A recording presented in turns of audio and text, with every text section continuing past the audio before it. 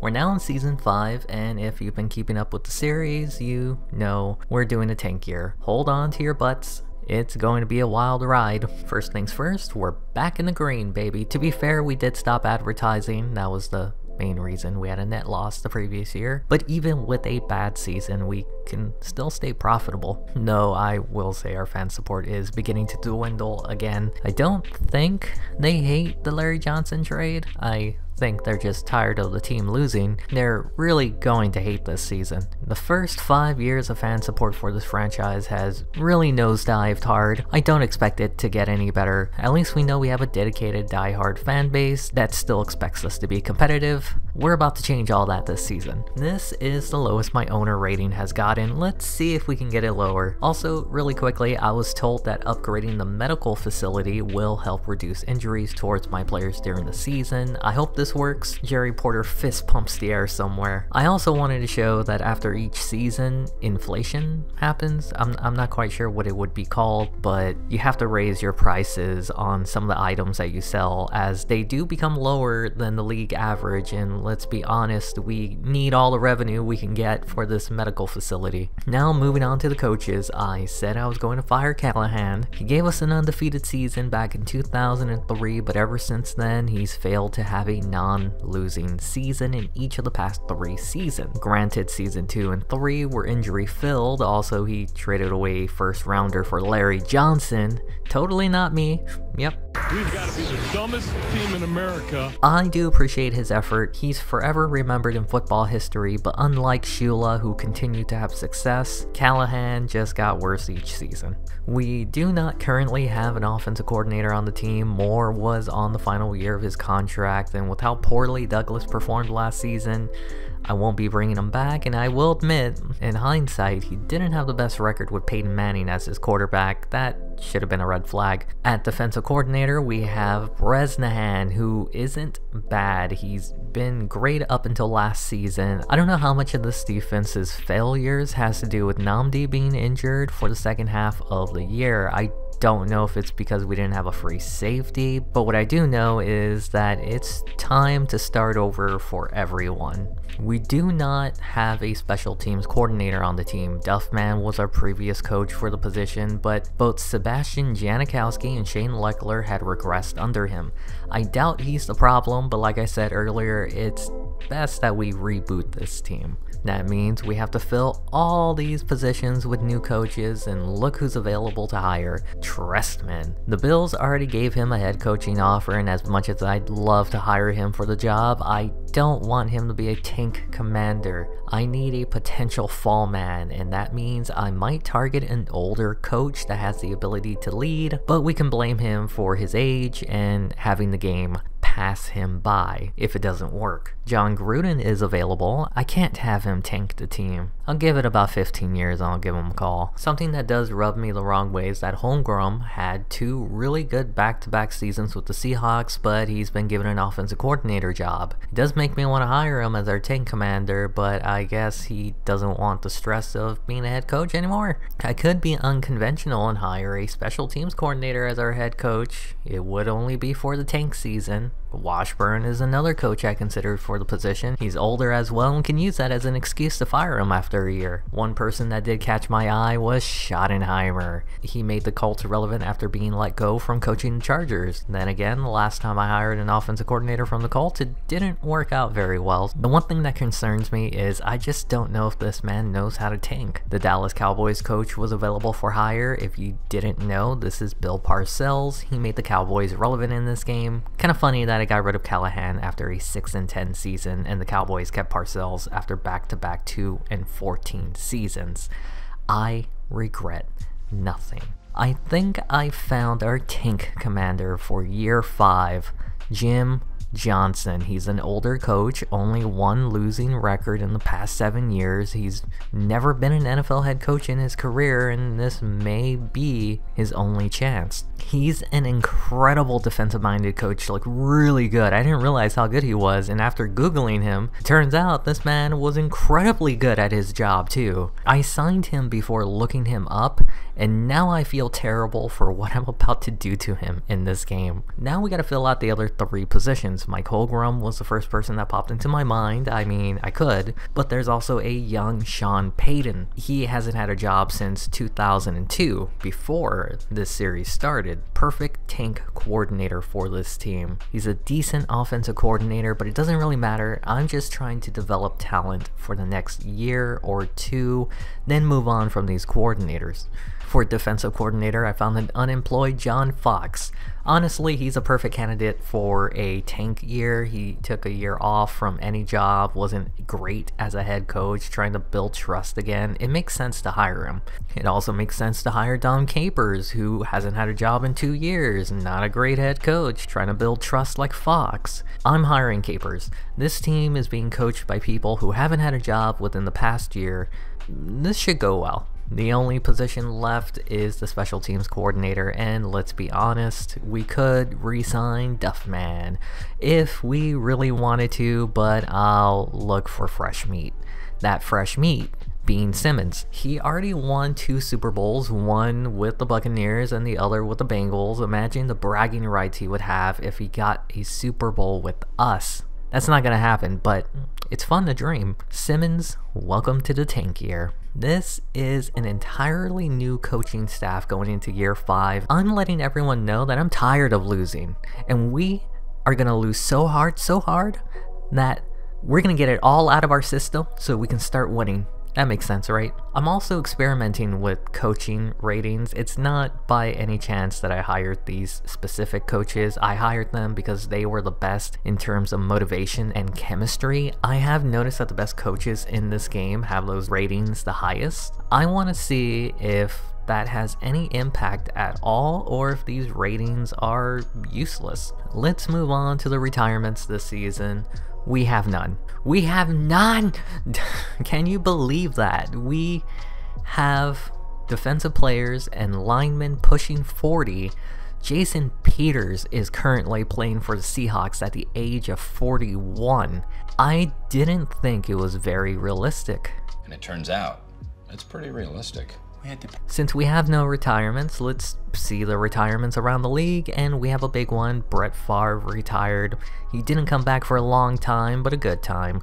I think it would have been a fun final season had we signed him. Definitely better than what Douglas gave us. Another retirement was Jeff Garcia. If you didn't know, I started this channel with a Browns 2K5 franchise, and he was the starting quarterback. That series is officially over as it freezes every time on the first play of the game. Apparently that's a glitch that can happen in 2K5. I do wish they would let quarterbacks play until they're 39 or even 40, but only if they're elite. Keyshawn Johnson is retiring, and I'm surprised his rating is so high considering how all my receivers tend to regress each season, and they haven't even hit 30 yet. Ryan McNeil for the Chargers is retiring. He's on a division rival. I figured we had to talk about it. I also wanted to mention that our pass defense fell apart when Seahorn retired, so I'm hoping this has the same effect for them. Yeah, I'm petty. Another career ender this time, Vince Manuwai. Not very often do you see offensive linemen have career enders in the NFL unless you consider the ref that ended Brown's career. I know you already noticed, but Man Campbell is retiring. Motor City Dan Campbell has decided to retire to focus on becoming a coach in about 15 years.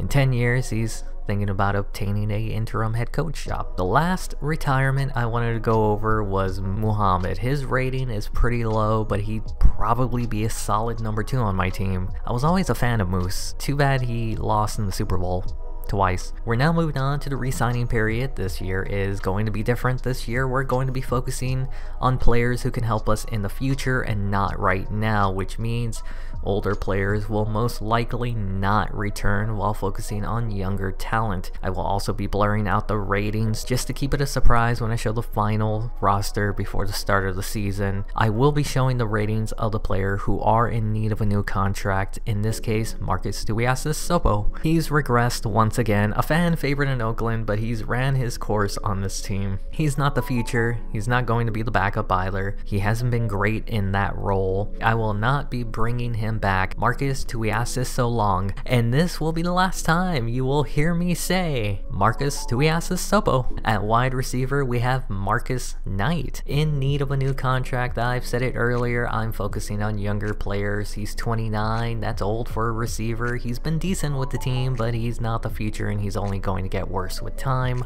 Marcus Knight will not be back. At tight end, we have Teo Johnson and Doug Jolly who need a new contract. It's a no-brainer to resign Doug Jolly. He's been getting better and better each season. He wanted a 3-year deal. I expect by the 3rd year we'll be competitive. He's one of the pillars for the future of this team. Teo Johnson has all the ability to get better and better. I just feel like it's not going to be with us. He's hardly seen the field and he's still very young, 24. I think it's best for both parties to move on. I will not be bringing back Teo Johnson. At left tackle, we have Barry Sims under contract, but he's going to be 32, and I mentioned that linemen live forever in this game. That being said, if he goes down, I don't want to rely on Douglas. When called upon to play, Walker has been able to come in and perform well. He's regressed more than I'd like, but he's still the best option. I will be bringing him back on a 5-year deal. Bonuses in this game are low, so it is easy to cut a player without having to take a huge penalty hit from it. At left guard, we have Middleton who needs a new contract. He's been solid with the team. He's 32 years old, the same age as Sims. It makes sense to move on from him, but he's also got a good 5 years left in him. The question is, do I want to risk him regressing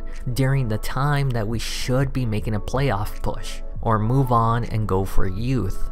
I need to come back to this. We have a lot of linemen that need new contracts this season. This time at right guard, Parkman. He's going into his 3rd year. He's a decent backup. I'm going to bring him back. At right tackle, Lincoln Kennedy needs a new contract. He's going to retire someday. When that day is, I have no clue, but I'll tell you right now, it's not going to be with us. I said it before, we're going to move on from him. He's had his worst season last year, and we have a young player waiting to start. I will not be bringing back Lincoln Kennedy. At left end, we have Coleman in need of a new contract. He's a backup at most. He hasn't been too productive, and he's also 28. I would rather look for younger talent with a higher ceiling. Kenyon Coleman will not be back. At left outside linebacker, Tim Johnson has been on the team since the beginning. He's an original, but he's regressed, and I only see him getting worse and worse. He's also 29. It's time to move on to younger talent. Tim Johnson will not be back. At middle linebacker, there are 2 players in need of a new contract, Smith and Swan. Smith did very well this season. He had to start for an injured Napoleon Harris, but he's lost the step recently. He's also 31. He's not going to be returning. Swan, on the other hand, was a rookie who was signed the year Harris was hurt. He came in as a backup. He's done his role. He's done nothing, really, but he's done it better than I could have asked for. His time has come. He will not be returning. At right outside linebacker, we have Spencer Baker who needs a new contract. To me, this is a no-brainer. He's been productive when he's gotten the opportunity to play. He'll continue to back up Barden. He's been a sneaky good draft pick. He's our Mr. Irrelevant. At free safety, we have Carl Johnson who needs a new contract. He was the player that was drafted to replace Rod Woodson originally before we signed Seahorn. As you can see, he's hardly been on the field, but against my better judgment, I re-signed him. I figured if we do have an injury, I'll be happy to have him on the team. He's more expensive than I wanted him to be, but hopefully it works out. At strong safety, Kevin Bruce needs a new contract. I'll be honest, these draft picks from the first year have been sneaky good. Like, I didn't think it was a good draft class, but they've improved enough to be fringe starters. I mean, they're not starters. Bruce has been pretty good when forced to play, and I will gladly give him a new contract. I enjoy not having to worry too much if an injury happens for at least a week or 2. Finally, we have Janikowski who needs a new contract. He had a rough year last season, but it's still a no-brainer. I'm giving him what he wants, a 2-year deal. Oh, I didn't mention this, but we have 3 holdouts, the biggest one being Charles Woodson. Corners do have a long shelf life in this game, but I have a feeling we might be in the regression portion of his career. He only wants a 3-year deal. If he's still good, maybe we can get another ring for him. If he starts declining, it might be time to move on. The other big one was Napoleon Harris. This is a no-brainer. I have no one as good as him. He just hit his peak. He only wants a 2-year deal though, but I expect to have more cap going into the next few seasons anyways. The other holdout is Barrett Robbins. And to be honest, I'm planning to move on from him. I'll be looking for a trade partner for him. Oh, I almost forgot about Middleton. I caved. I caved and signed him to a 3-year deal. I know I shouldn't have signed him, but it's too late. I'm tanking and I shouldn't have done this, but we still need some solid players on this line if I'm letting Kennedy go and Robbins go, so I signed him. If you're interested about Jim Johnson's philosophy, here it is. I couldn't get clean footage of Callahan's scheme, but I was able to get this, and it's clear that Johnson focuses more on a single back. He's also more balanced on offense, but focuses on run defense, while also being a more conservative play caller. It'll be interesting to see how the players on this roster perform under this new system. Before we head on to the draft, I wanted to see what scrubs they have in this year's free agency. I still remember the first 2 years were terrible, and then last season was a little bit better. What the f? The year I decide to tank, they have the MVP winner, Priest Holmes, available. Also, future Hall of Famer, Marvin Harrison. You gotta be joking me. Let's move on to the draft. As you already know, but let me remind you, we traded our first round pick for Larry Johnson. That means Kansas City had the number 9th overall pick, where they selected a wide receiver, Cameron Mack. He isn't fast, but he's quick with good hands, and this would probably have been the player I'd selected. Instead, we have to wait till the second round to select the player, and in the second round, I selected a defensive end. Dustin Williams will be replacing William McGinnis. I said I was going to start having younger players take over. I wasn't lying. Early second round, he's definitely a first round talent, and I can't wait to see what he does this season. In the third round, I was looking for another tackle. I selected Rich Floyd. Barry Sims is the starter, but let's be honest, he's 32 and doesn't have a penalty hit, which means I could trade him for a player that can contribute in the future. It is a tank year. Floyd is looking like his replacement for this season. In the fourth round, I selected a defensive tackle, Carlos Stevens. Isn't going to wow anyone, but with Mazzarella, Perella, and Coleman both getting closer to retirement, this seems like a great opportunity to replace them. In the fifth round, we drafted another defensive tackle, and if you're thinking of what I'm thinking of, then you probably already know what I plan on doing and why I drafted 2 defensive tackles. Jim Wilder isn't that much better, but it's a tank year. In the sixth round, I went for a guard, Ken Ware, not to be confused with Kitchenware. He's pretty decent for a late round pick. He's not a starter, but if I have to play him, I don't feel scared to put him out there. The final pick in the draft for us was used on Otis Barker, a free safety. I'm still on the fence of re-signing Carl Jackson. If Baker works out well, then we can move on from Jackson or use him as trade bait. We can now focus on free agency. The way I want to do things this year is to fill out the required number here in the breakdown. So I'll be looking for a 3rd string quarterback, a 5th wideout, and a 3rd tight end. I did notice that a first round quarterback was released into free agency. That's wild to me, but it must have had something to do with the cap, or maybe he just had a terrible Wonderlic score. I wonder if this is R. Nelson's brother. It's canon now. He's the brother of Craig. Wait, you're telling me that the Packers drafted this guy and let him go? Unless he sent a pic to the sideline reporter, I have no clue why you would do that. Either way, he's too good to be a 3rd stringer, and you know who's not too good? JT O'Sullivan. If you're wondering why he sounds familiar, it's because he has a YouTube channel called The Quarterback School. It's super informative and enjoyable, and I highly recommend it. He's going to be our new Josh Booty. I'll be honest, I was looking for the best bang for my buck at wide receiver. There were a few good players, but the one that stuck out to me the most was Kevin Curtis. I remember him from my NFL head coach video. He seems capable of being a backup or a reserve guy in case of an injury. He did want a long contract, but I'm fine giving him that. The last player I signed was Kyle Schultz for the tight end position. He's just there so we can fill out the requirements. We just better hope that he and JT Sullivan don't ever have to play a game. With free agency over, the NFC champions get Marvin Harrison on their team, and the Colts, who let Edgerrin James go, signed Priest Holmes. The Chargers also signed Martha Stewart. You're probably wondering why I'm showing Jerry Porter. Regression has come at him, and it's come at him hard. He's about to turn 30 next year, and I think it's time to flip him for something, since receivers hold a lot of value in this game. That something is in Buffalo, where they have 2 lockdown corners in Clement and Winfield, which means Citron could be available. They do have 2 elite receivers in Moulds and Reed. We could reunite Porter with Trestman, and he could try to replicate the Rice-Brown-Porter dynamic from the undefeated season. This feels like it makes sense if Trestman really wanted Porter.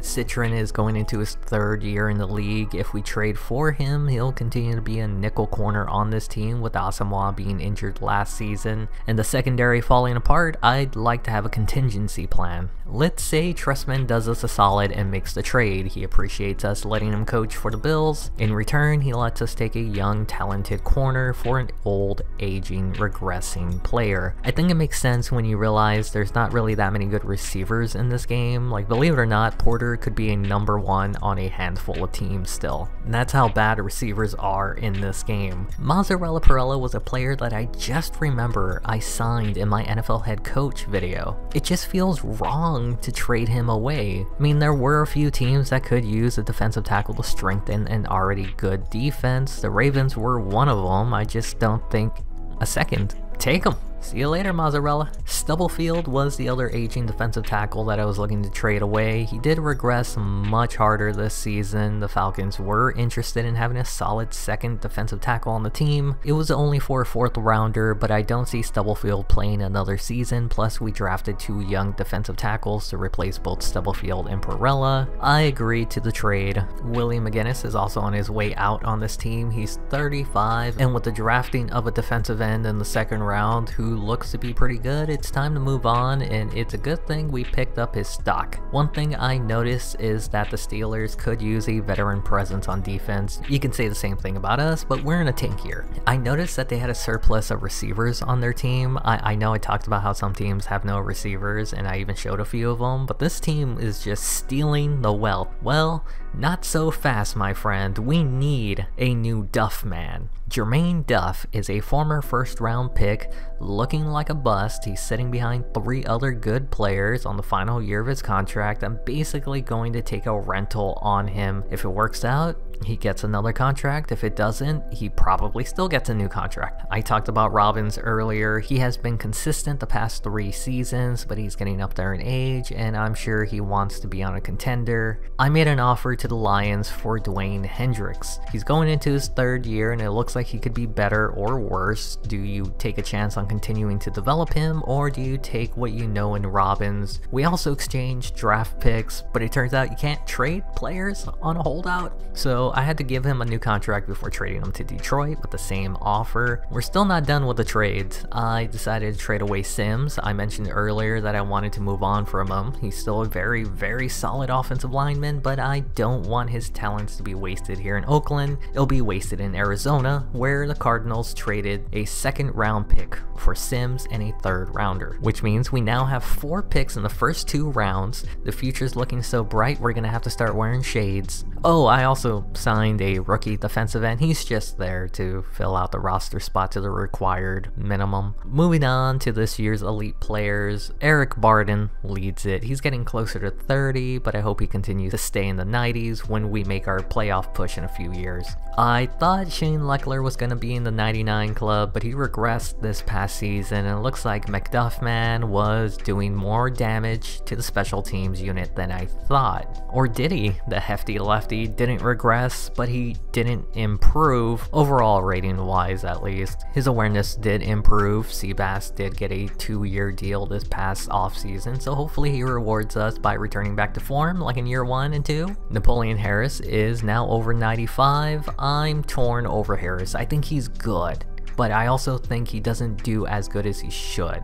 Barden almost earned multiple MVPs, but Harris is hardly ever mentioned. He had 1 good season and that was about it. We might be seeing the slow downfall of Charles Woodson. There's a thought in the back of my mind that I might have to trade him away sooner rather than later, I'd like to keep him forever. Roderick Coleman is now the sole man at defensive tackle, teaching the young rookies how to ball. He's 31, but he'll be 32 next year, which is still very young for defensive tackles in this game. Hold up now, it took only 5 seasons, but Phillip Buchanan is now elite. He's no nickel, but he's a darn good corner. He and Woodson should make passing difficult for anyone, especially now that we have a defensive-focused coaching staff. Ronald Douglas had a terrible season last year, and he improved by this much. We need to get him some real playmakers, but at the same time, I need to see him make less mistakes. Maybe under this new coaching staff, he can perform at a safer level. While Nelson is looking like a decent backup on this team, he was terrible his first year, but he was a rookie, and here's hoping that he's learned and can be relied upon when he has to enter the game every once in a while. Because we know by now that the backups will be getting some reps throughout the year. I'm starting to think that trading for Larry Johnson was a bad idea. Also, Fargas regressed hard. I really shouldn't have given him that 5-year deal.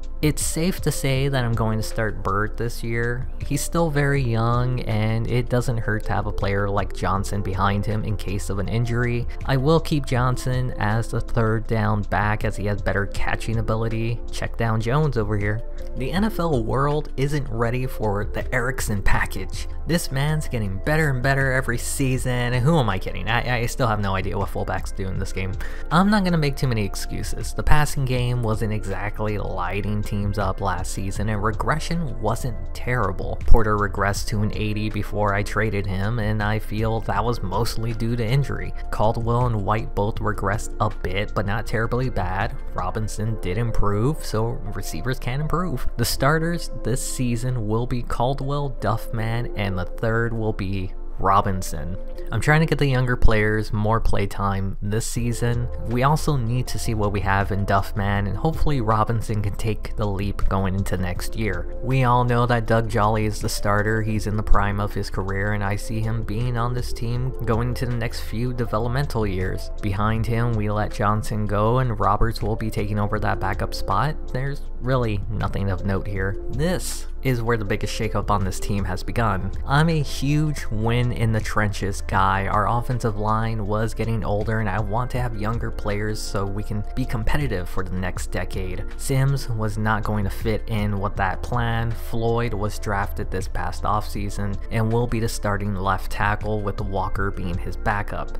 The argument could be made, why did I keep Middleton if I'm going in a younger direction? It's a valid argument that my only explanation would be, we need some veterans to teach these younger players how to play. Middleton is that veteran. He'll be able to help the rookie Floyd to the left of him and the newcomer at center to the right of him. Dwayne Hendricks is the new guy at center. We traded Robbins for him. I'm on the fence if this trade was realistic. I guess if Hendricks struggles, it made sense that the Lions didn't want to take the time to let him grow into the position. For us, we have 2 veterans next to him that he can lean on. Maybe that helps his development. Mo Collins is the second oldest player on this line. He's the other veteran that this team will be relying on, and I think it's a good strategy. It allows us to develop 3 young players for the future and then move on from those 2 guards in a few years. Casper McCormack is going into his 2nd year after sitting behind the legend that is Lincoln Kennedy. I'm excited to see how he's going to develop.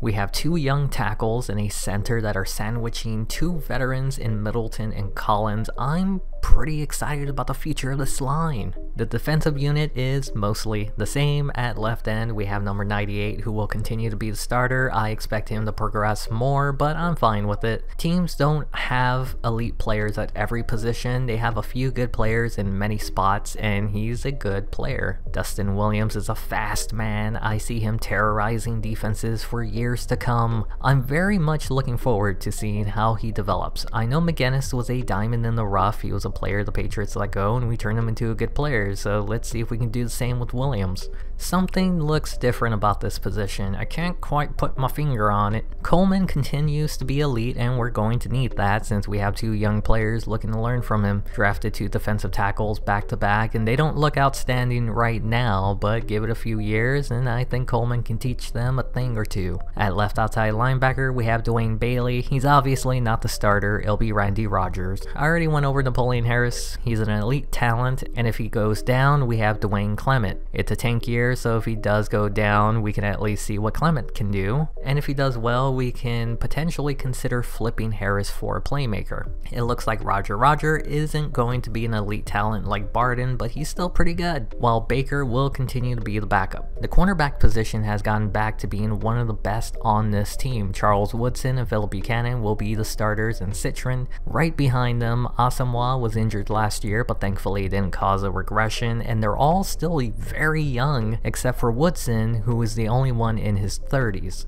Norton antivirus has improved dramatically. Same thing with Jackson. The secondary is looking like it could wreak havoc on everyone this season. I was not expecting this much improvement. You remember when I said Gibson was the worst player in our secondary? Well, he continues to improve again and is only 6 points away from being the best player in the secondary. We also have decent depth behind him in Bruce. Yep. I'm really liking this secondary, and they're all still under 30. Well, except for Woodson. Lastly, Sebastian Janikowski is the kicker, Shane Leckler the punter. We're finally here. We're finally at the start of the tank season, but before, quickly, I wasn't able to give a shout out last week to the members of this channel. ONT6 is my first ever member. Thank you for joining. This will be the only time I will do it mid-video, just to let everyone know I do have memberships. It's not required to join, as I will be making these videos regardless, and any financial support will be used to help create better content on this channel and hopefully quicker content. Let's move on to the tank year. Ideally, I would like to have my first win be the very first game of the year and lose the next 15 games with dignity, like the Panthers or the Jaguars. I don't think that'll happen, but Ronald hasn't lost a season opener yet, and up until last year's sweep, we were undefeated against the Chargers. Let's see how week 1 goes. Holy smokes, they annihilated the Chargers. 24 points in the second quarter. Ronald had a decent game, and it looks like in this offense they run with a fullback more. Erickson and Bird both had a rushing touchdown. Both safeties and Citron got a interception. This was a surprise to be sure, but a welcome one. With Jerry Porter gone, I guess someone had to get on the injury report. He'll only be out for the game, which is good, unless it lingers. We now take on the Jacksonville Jaguars, and I just realized we have 3 straight home games to start the year. Look at that. We almost beat another team. Are the Jaguars even good, bro? Ronald is playing good. Hey, as long as we continue to lose but show that he can be the guy, I'll take it. We don't need his performances tanking our draft pick this year. I mentioned that Coach Johnson has a one running back approach, and it's showing. Bird has carried the load the past 2 weeks, while Caldwell led the team in yards, Jolly led the team in touchdown catches, Randy Rogers with a sack and a forced fumble. Hold up, is this team actually trying to win? We have our 3rd and final home game in a row against the Minnesota Vikings. I think we found the worst team in the NFL, and this team already beat someone else, so there might be an even worse team out there. Douglas with a Douglas-like performance. He's out there banging on a trash can this week. Bird is the word, and he almost got his first 100-yard game as a Raider. That's a lot of carries. We're gonna run his legs into the ground before he's 28. Looks like Robinson's back in the lineup, unlike Porter, who would have broken his ribs if he yawned too hard. Janikowski is making me want to move on from him. He's been missing way too many kicks. And geez, our entire defense was eating. Look at all those sacks. Okay, so we got our first away game after the bye week, and it'll be in Pittsburgh against the Steelers. The return of Duffman and McGinnis. Who performs better in this game? Are you kidding me? We were down 21-7 and scored 21 unanswered points. We can't be having this. I don't think the team got the memo that we're trying to lose this season. We're 3-1. Ronald having a good game, but Wally Brady looking like Tom Brady against our secondary. Yep, we're gonna run Bird into the ground. Jermaine Duff had 5 receptions for 35 yards, but everyone got the ball in this game. Sebastian has missed 4 straight kicks. What are we going to do with him? Also, McGinnis wasn't even on the stat sheet. He did nothing. Not only did we win this game, we won the trade. I want to briefly say that during the first quarter of the season, all the teams we beat weren't really good teams. Remember last season when all we had were good teams on the schedule? We even almost beat the undefeated Jaguars. Are we good? Well, we take on the Bears next.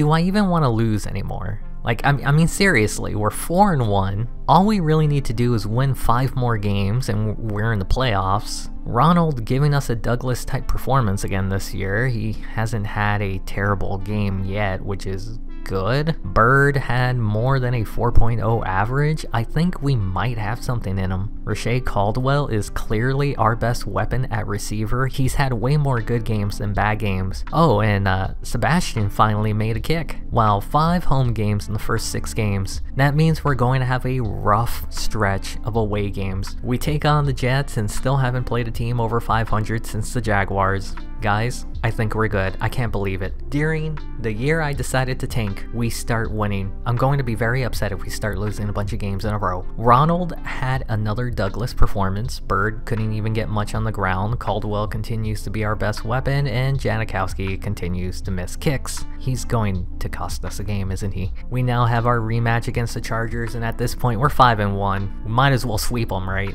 They took care of business easily. I'm completely baffled. Like, we're good. I mean, Ronald is still putting up some pedestrian numbers, but it looks like this team is taking a run-heavy approach, and I'm a big fan of that. Janikowski missed another field goal. That's worrisome, but we're 6-1 regardless. We now take on the Chiefs, and once again, we haven't taken on a team with a record above 500. This was another slobber knocker. They've only allowed 19 points in the past 3 games. The defense is legit still, and this offense is finding ways to score. Ronald had his best performance of the season. I'm beginning to believe he can be the future of this team. The team continues to force feed the ball to Bird. It doesn't look pretty, but it's effective. The only thing that can derail this team are injuries at this point. Of course. Napoleon Harris is out with a strained back. We're 7-1 and our second best defender is now out with an injury. We can't just have Clement come in and play now. So I went and I signed the best linebacker in free agency that I could find, Ted Johnson. He'll be the new starting linebacker until Harris can come back for the playoffs. We now have our 3rd straight away game and it'll be against the Green Bay Packers. Of course. This is where it all falls apart. I've seen this movie play out before. Douglas had a rough game. Maybe he isn't the future. Marcus beat us. Marcus Tuiasosopo threw 2 touchdowns on us. He had insider information. That's not fair. If there's a bright spot, it's that the running game is better than it was a year ago under Callahan, and Rashae Caldwell continues to show that he can be a reliable weapon on this offense. Well, we can say we've only lost to good teams with that loss to Green Bay. Our next opponent will be our 4th straight away game against the 6-3 Colts. Of course. Of course. Of course. Of course. With both our best quarterback and playmaker out, I'm going to have to rely on Nelson, and I need to replace Caldwell. I signed the best wide receiver still available, Nate Burleson. I can't give up on the playoff push now, right? I said 9 wins could very well get us into the playoffs. We just need to win 2 of the next 6 games, and 3 of them, Chiefs, Texans, and Titans, are winnable. We now have our 5th straight away game. That's brutal against the Lions. Of course. I told you I've seen this play out before. We let them come back in the second half of the game and we lost. We're now 7-4. Nelson didn't have a bad game either. Bird wasn't terrible, but clearly this team can't score on offense without Douglas or Caldwell. They finally have a home game and it's against a bad Chiefs team. If they can't beat them, then at this point the season's over. Of course. It's over. Take the streamers off the wall. There ain't gonna be no playoff party. It's over. JT O'Sullivan had to finish this game. Of course. Larry Johnson had to take over for Bird. Of course. Janikowski missed a field goal. Of course. We now take on the Texans. We won? Playoffs are back on the menu, boys! Nelson isn't a great quarterback, but he's doing better than that cheesehead who beat us earlier. Should I really be talking smack about a backup quarterback who beat us? Now I see why we won. Bird is indeed the word this week. He destroyed this Texans defense. I put this one on him. Looks like Duffman is Nelson's drink of choice. Also, obligatory Janikowski missed a kick stat. Hey, guess who else made it on the injury report? Jolly. 4 starters who are injured. Of course. Remember when we were 7-1? Well, we're 8-5, taking on the 8-5 Broncos for the division lead this week. Wait a minute. Are we actually going to win the division this year? We might win the division this year. Nelson did poorly. Bird couldn't carry the team on his back, though he did score a touchdown. Hold up.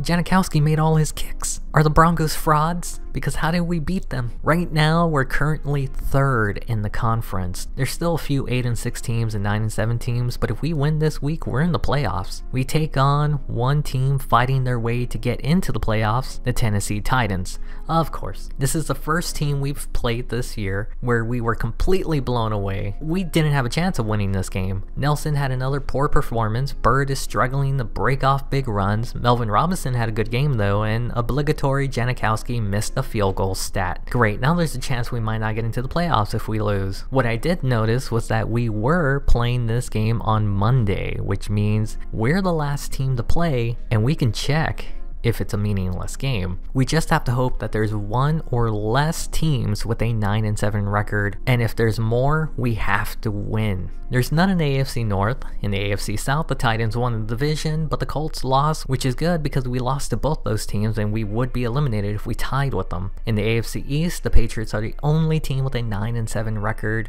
which means it doesn't matter if we lose because there would be no other team with the same record or better than us for the wild card. We're in the playoffs, baby! The final game of the year against the Broncos, and it doesn't matter if we win or lose. Well, you could have at least tried to win, but it doesn't matter. Nelson did okay, but the running game was lacking this week. Sebastian missed another field goal.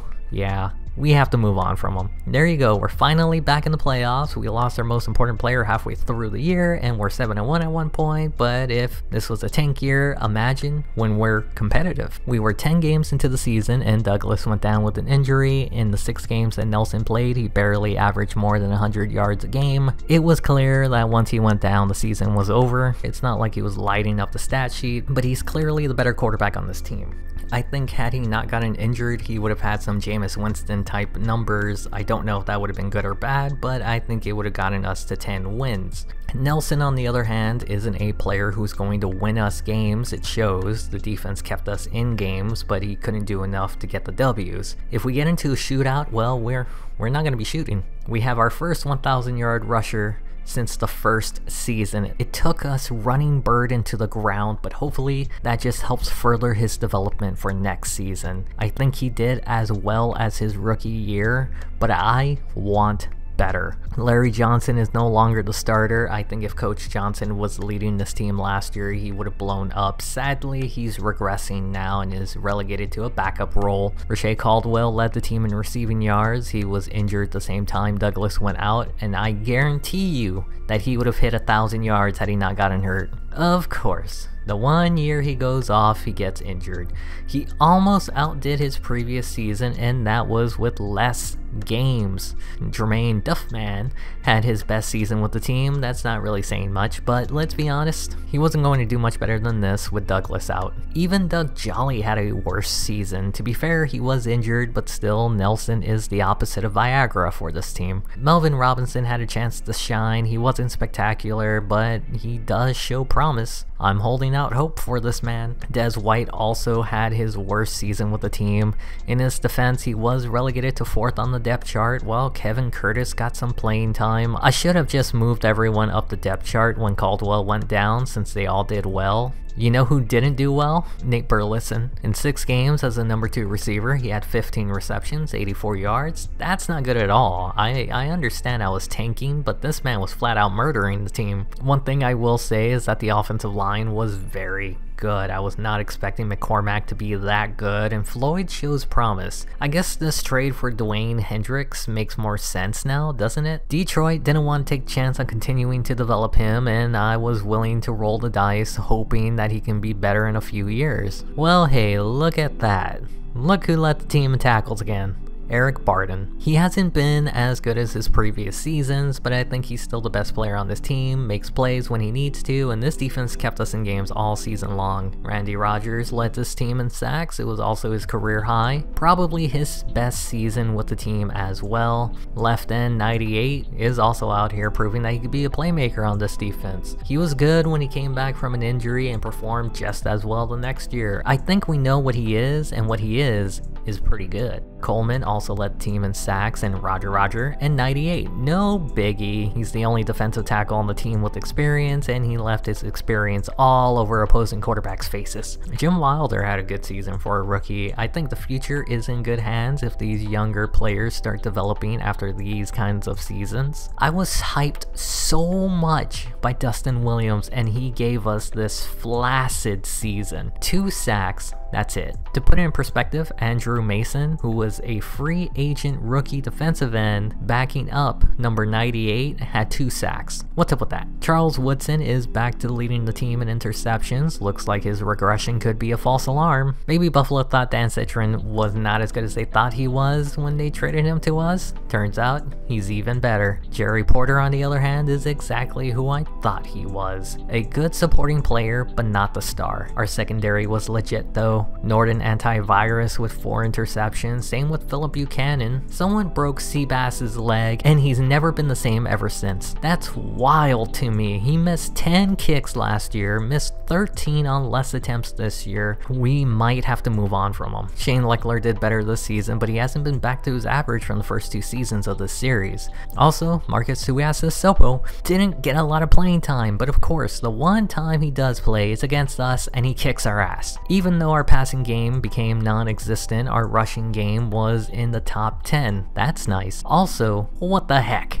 We were still first in the air in our division. I think this defense is elite again. Number 1 in total yards, number 1 in passing yards, number 4 in rush defense, and number 4 in total points allowed.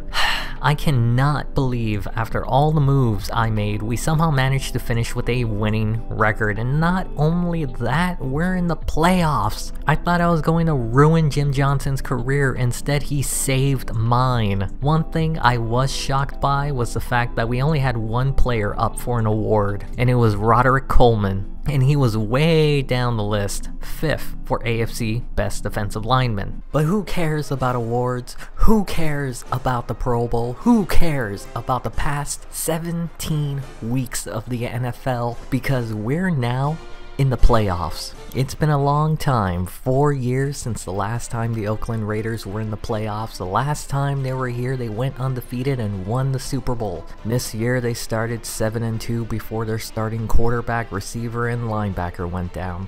They hobbled their way to a 9-7 finish, but you must give a lot of credit to their defense that kept them in every single game. Every game but 1. The only team to have beaten the Raiders by more than 1 score, the Tennessee Titans. They were 4-6 on the outside looking in, but managed to go 5-1 in the final stretch of games to win their division and host the wild card meeting against the Raiders. They have Edgerrin James to thank for that, acquiring him this past offseason. Let's see if the Titans are the team that likes to edge, or will they blow the load and have their season end here in this rematch. Raiders will start the game with the ball first, and Nelson, replacing the injured Douglas, finds Jolly Rancher for the first. The biggest question coming into the game was how hard will it be for the Raiders to move the ball? Apparently, not very hard. Nelson finds Duffman for the first. The Raiders traded for Duffman before the season to try and get Douglas a weapon on offense. Turns out he was a weapon for Nelson, makes a man miss. It's a foot race and tackled inside the 10. First and goal at the 7, a handoff to Bird, who jukes his way to the 4.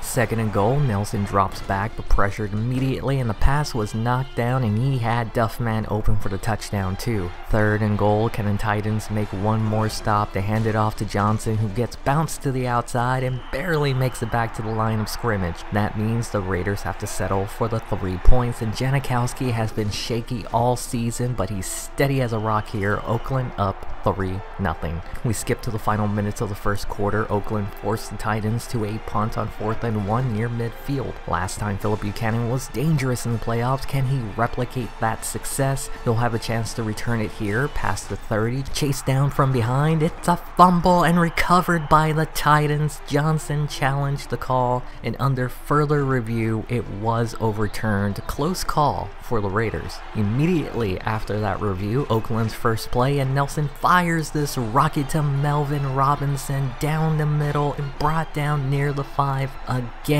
another big play. Can the Titans do it again? Can they hold them to a 3-and-out on the first play? Nelson finds Douglas for a gain of 3. It's now the start of the second quarter. A man in motion, pitch to Bird, and he gets the word. Touchdown Oakland, and they're now up 10-0. The Raiders defense continues to not let the Titans do anything. Another punt. Last time it was almost a fumble after a big return. This time Phillip Buchanan doesn't even get a chance to return it before he fumbles it. Titans ball. This has been a rough outing for Phillip. This will be the Titans' best chance to get something. McNair drops back over the middle and caught to get them into field goal range. For anyone wondering how tough can this defense be, well, McNair tries to run with it and he's tackled immediately by a lineman. They had a lineman drop back and spy McNair. Coleman chased down McNair. On third down, McNair dropped back feeling pressure and almost throws an interception on the next play. That will lead to the first opportunity for points. Nedney is out there to kick it to make it a one-score game again. Raiders still lead 10-3. Oakland has had a few big plays today, and on this one, Nelson is looking to do the same. Throws, and it's picked off by Andre, slicing and dicing, and nobody's going to catch him, and just like that, the Titans have tied it all up at 10.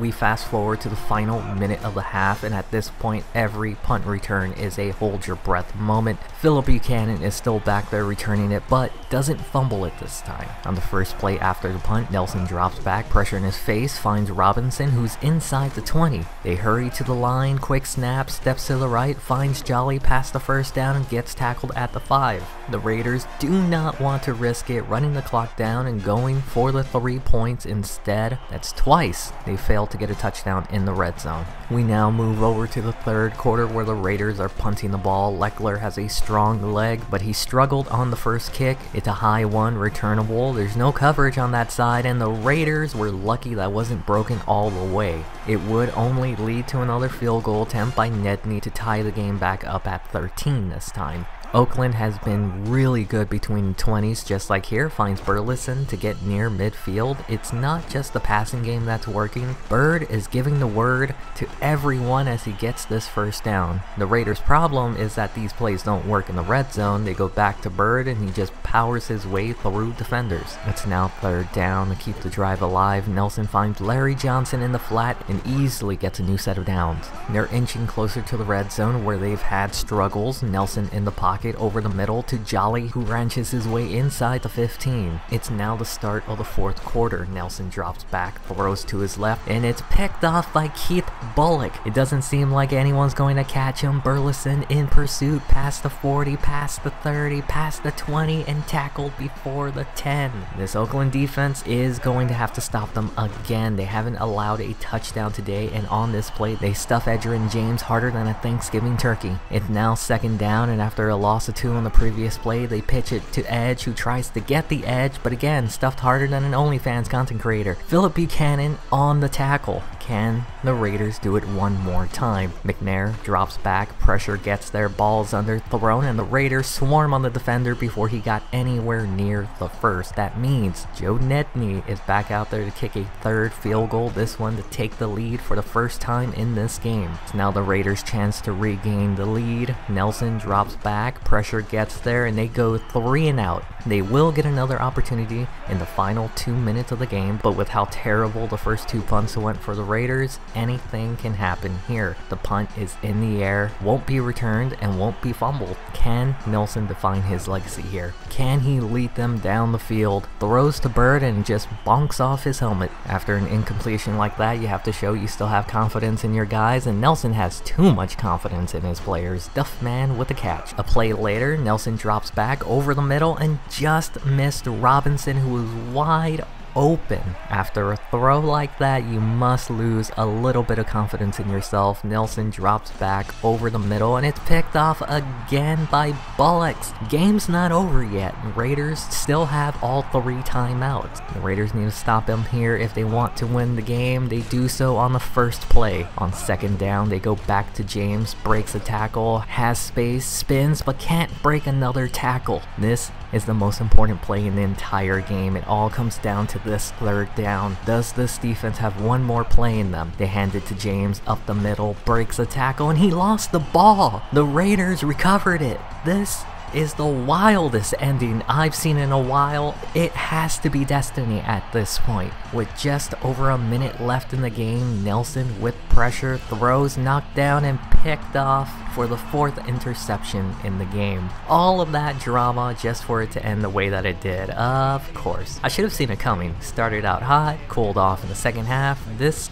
game was a good representation of the entire season. We could have had a matchup everyone wanted, Trustman versus the Raiders, but instead they'll have to do us a solid and get revenge. He doesn't just get revenge, he embarrassed them. He would be back in the AFC Championship game for the 3rd straight year, taking on the Baltimore Ravens, where they will once again be moving on to the Super Bowl, where they'll be taking on the New Orleans Saints, but unable to get a 2nd straight Super Bowl win. Well then, it seems like this season has taken a strange turn from a tank year to a bank year. Does this mean next year our Super Bowl window begins?